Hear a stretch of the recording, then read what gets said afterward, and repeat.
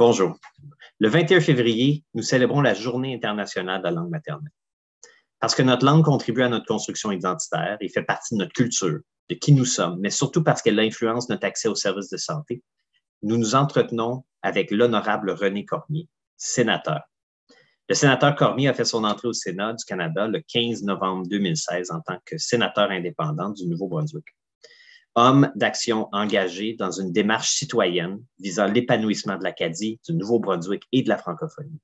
Le sénateur Cormier possède une longue feuille de route professionnelle dans le domaine des arts et de la culture. Reconnu pour son intégrité, son éthique professionnelle et ses qualités de rassembleur et de motivateur, il œuvre depuis près de 40 ans pour assurer une meilleure intégration des arts et de la culture dans toutes les sphères de la société acadienne et canadienne. Monsieur le sénateur Cormier, bonjour. Pour un organisme comme la Société Santé en français, l'importance de la langue maternelle, c'est très important. Évidemment, nous, on travaille à améliorer l'accès à des services de santé pour les communautés francophones et acadiennes qui vivent en situation minoritaire. On est extrêmement content d'avoir l'opportunité de parler avec vous, de parler de votre expérience en tant que sénateur, mais aussi de votre expérience comme membre engagé de votre communauté. Donc, merci d'avoir accepté de prendre l'échange avec nous aujourd'hui. Ça me fait plaisir, ça me fait vraiment plaisir.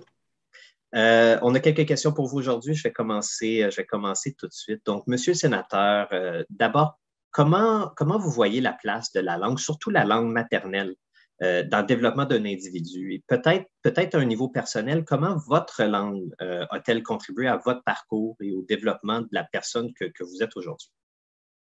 Je vous remercie. Merci de l'invitation, puis merci pour cette première question.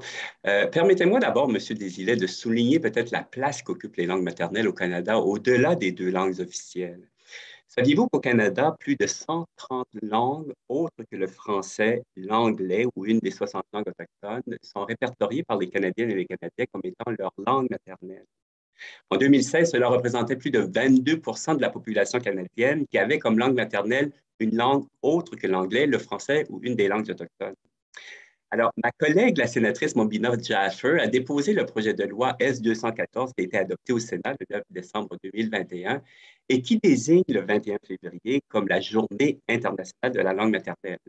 Ce projet de loi se trouve présentement à la Chambre des communes. Dans la première lecture, c'est terminé le 14 décembre 2021.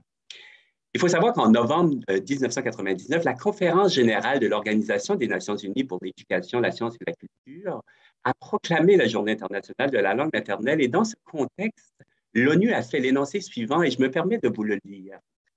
Les langues constituent les instruments les plus puissants pour préserver et développer notre patrimoine matériel et immatériel. Tout ce qui est pour promouvoir la diffusion des langues maternelles sert non seulement à encourager la diversité linguistique et l'éducation multilingue, mais aussi à sensibiliser davantage aux traditions linguistiques et culturelles du monde entier et à inspirer une solidarité fondée sur la compréhension, sur la tolérance et le dialogue. Alors, cette citation inspirante, évidemment, au Canada, on a le français est effectivement une des langues maternelles, tout comme l'anglais d'ailleurs, et celle-ci a définitivement un impact sur le développement d'un individu, sur son identité, sa manière de voir le monde, d'exprimer ses idées, d'imaginer des concepts, de créer des œuvres artistiques. Mais cela dit, le français et l'anglais sont aussi des langues secondes pour de nombreux Canadiennes et Canadiens. Dans leur cas, la relation avec ces deux langues officielles est peut-être différente de celle dont c'est la première langue ou la langue maternelle, si vous voulez. En tous les cas, dans mon cas, il est clair que la langue française a été déterminante dans mon parcours personnel et professionnel. Je suis issu d'une communauté acadienne francophone où la langue, la culture et l'identité étaient et sont toujours intimement liées. J'ai fréquenté des institutions d'enseignement francophone qui m'ont amené à vivre et à travailler en Acadie, au Québec, ailleurs au Canada, dans les communautés francophones de notre pays, en France, en Belgique et en Afrique francophone. Et avant mon entrée au Sénat du Canada, mes réseaux personnels et professionnels étaient essentiellement francophones. Mon travail comme artiste et travailleur culturel s'est fait principalement en français et a été orienté vers la défense et la promotion des intérêts des Acadiens francophones de ce pays. Alors, je suis qui je suis aujourd'hui parce que j'ai grandi, étudié, travaillé, aimé, pleuré, célébré en français tout au long de ma vie. Et quand j'ai eu besoin de soins médicaux, ben, c'est essentiellement en français que je les ai obtenus, heureusement. Merci beaucoup, Monsieur le sénateur, pour cette excellente réponse.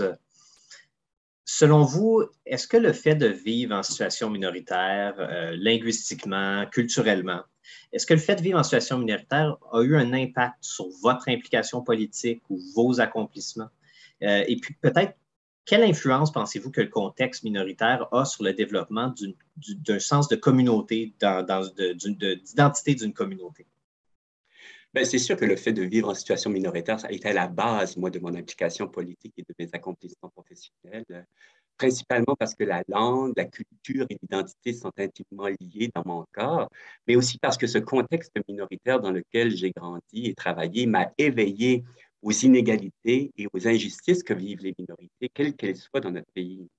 Je suis issu, moi, d'une famille de travailleurs sociaux, de gens passionnés d'histoire et de culture et d'éducation. Et chez nous, pour tout vous dire, on savait qu'on était des Acadiens avant même de savoir marcher, si je peux dire. Mes parents étaient vraiment des passionnés et des amoureux à la fois de la langue française et de la culture acadienne.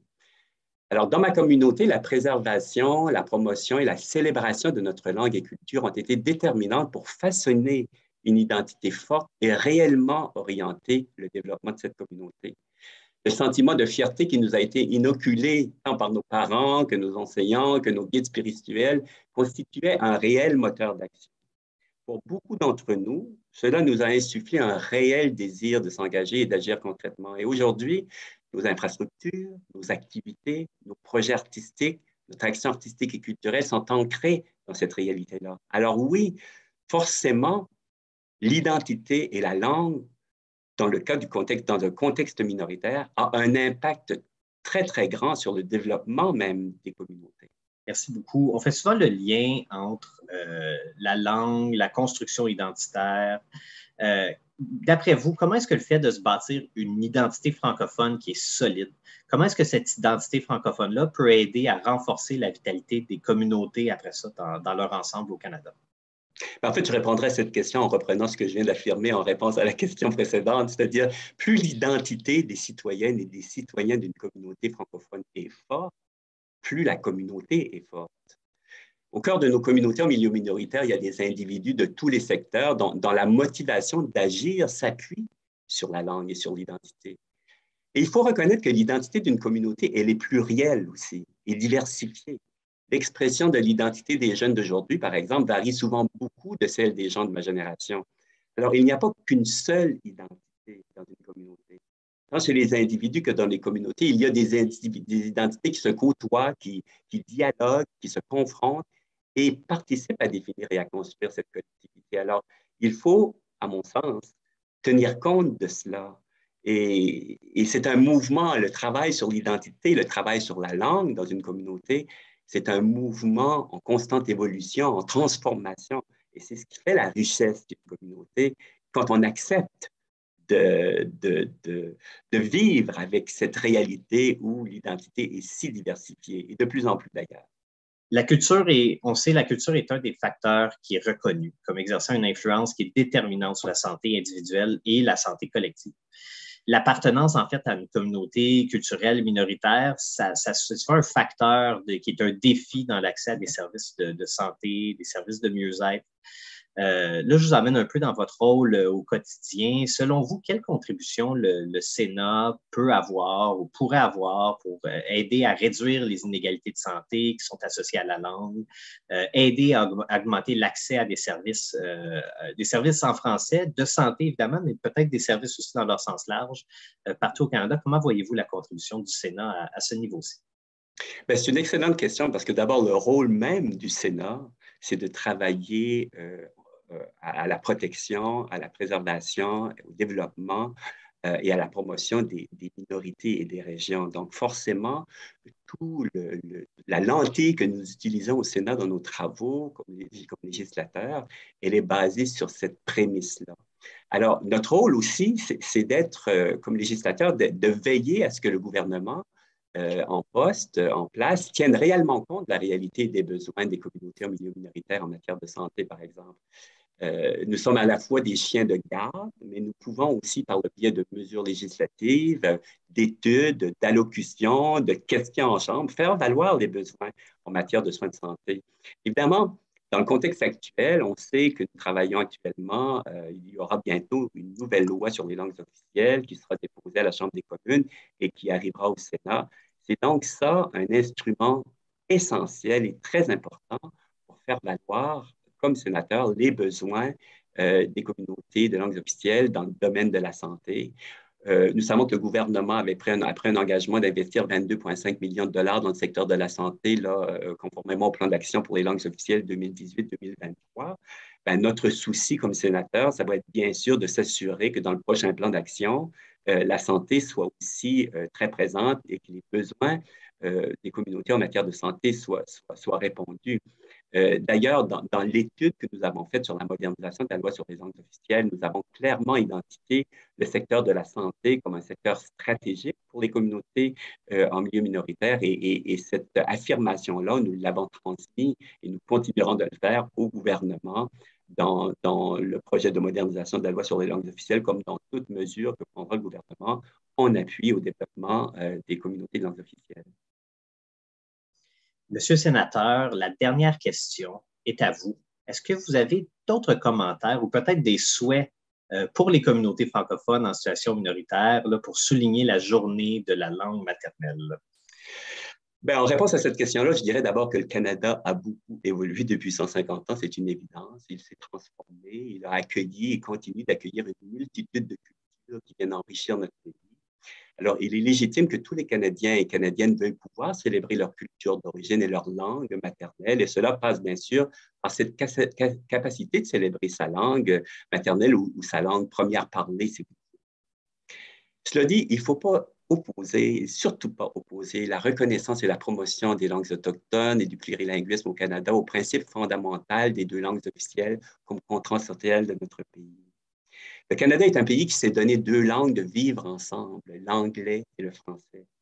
Alors, travaillons dans ce sens-là, et c'est mon souhait, faisons en sorte que ces deux langues, qui se veulent rassembleuses et inclusives, et qui sont bien plus que de simples outils de communication, faisons en sorte qu'elles puissent être apprises et appréciées de tous les Canadiennes et les Canadiens. Je terminerai en remerciant aussi tous ces travailleurs et travailleuses francophones du domaine de la santé qui actuellement travaillent avec détermination et engagement pour que les francophones de ce pays puissent naître, vivre et mourir en français. La pandémie actuelle nous a révélé la fragilité de notre système de santé canadien et je souhaite ardemment que tous celles et ceux qui œuvrent ou utilisent notre système de santé puissent le faire dans une ou l'autre de nos deux langues officielles. Et je souhaite aussi, évidemment, que les Canadiens de différentes origines puissent aussi avoir accès à leur langue maternelle, puissent célébrer leur langue en cette journée de la langue maternelle avec leurs proches et dans leur communauté. Je vous remercie. Monsieur le sénateur, je vous remercie pour votre temps aujourd'hui. Merci de nous partager votre vision positive, moderne, engageante, accueillante de la francophonie des langues officielles. Je vous remercie pour votre temps et bonne journée à vous. Merci à vous.